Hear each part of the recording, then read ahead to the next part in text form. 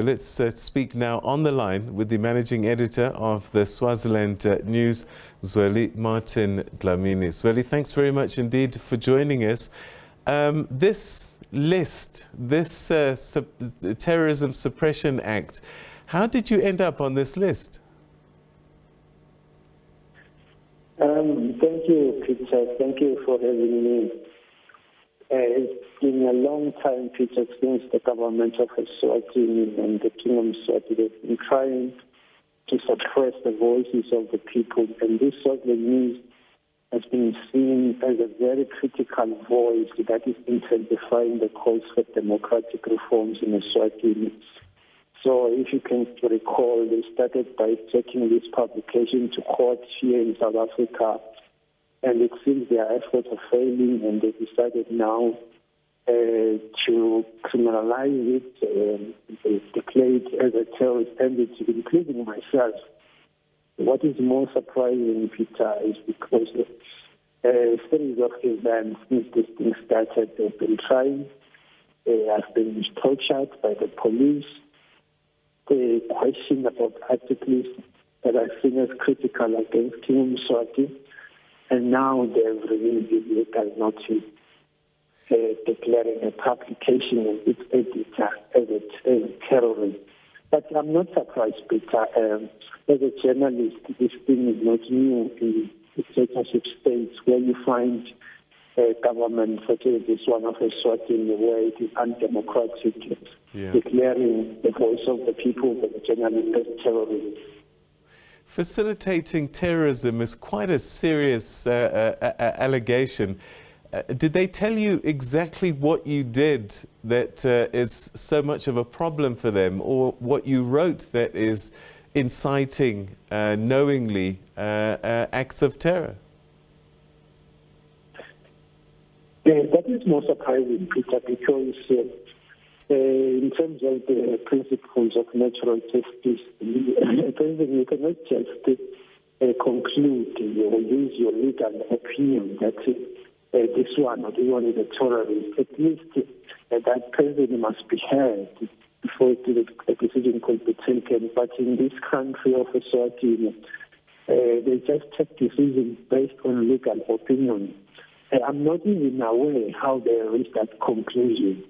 But I suspect that these days there is a group that is hiding, that pushing the democratic reforms through underground work. Most of the time, we interview the Swaziland International Solidarity Forces, and we will continue interviewing them because as journalists, we are supposed to get all sides of stories. We must speak to the government. We must also speak to those with different political views. So I don't think you can then be labeled as a journalist just because you are interviewing those whom they think are terrorists.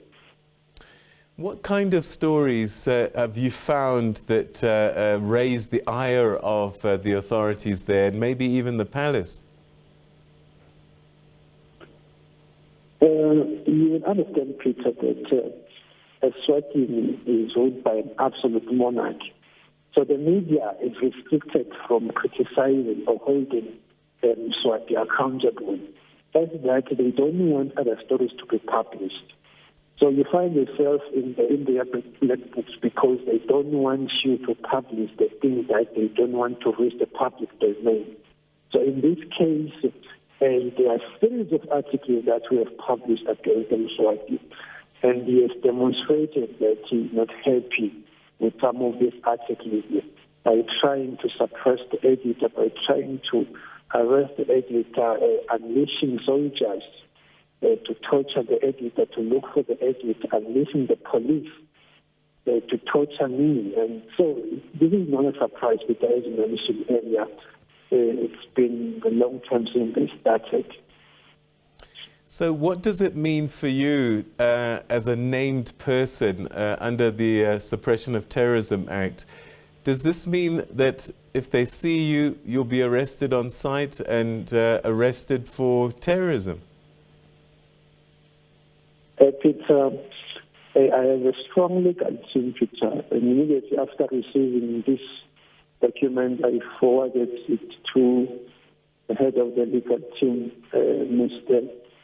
Myron Joran's advocate, senior advocate. And it's just no way, Peter, they can just arrest a journalist, maybe by labeling them a terrorist. There must be strong evidence.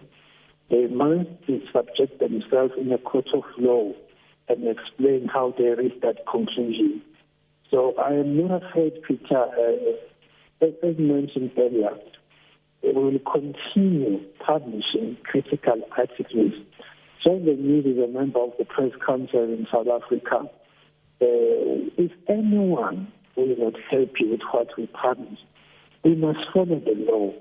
We must follow the structured journalism structure unless they are complained, so that we can explain, so that you can be held accountable with what we are publishing.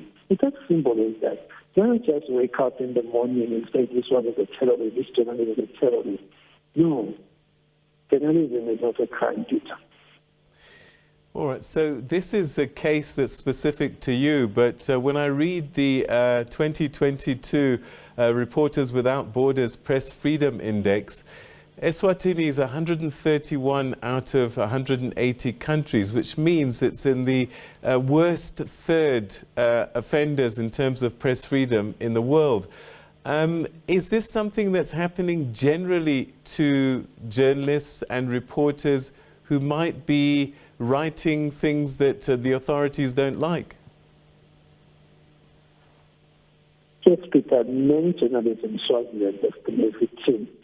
But it's only those who are critical against the king and the government. But now, after the persecution, the last high-profile case that involved a journalist was that of Biggie Makubu, the editor of the Nation magazine, who was sentenced or convicted for contempt of court just for criticizing the judiciary. The judiciary in Swaziland is an extension or a pillar of Umswati's dictatorship. So if you criticize it as well, you are then victimized, because it is a very, very important arm that strengthens his dictatorship. So many journalists before us have been victims of this persecution. But Peter, I can assure you and your viewers that we will continue. Nothing will change, Peter. Nothing will change. eSwatini is known for violating media freedom, is known for violating human rights. And before I was speaking to you, I've been receiving a series of calls from the international media. They are very concerned about this, and we will address it according to Peter. At the end, journalism will win. At the end, the voice of the people will win.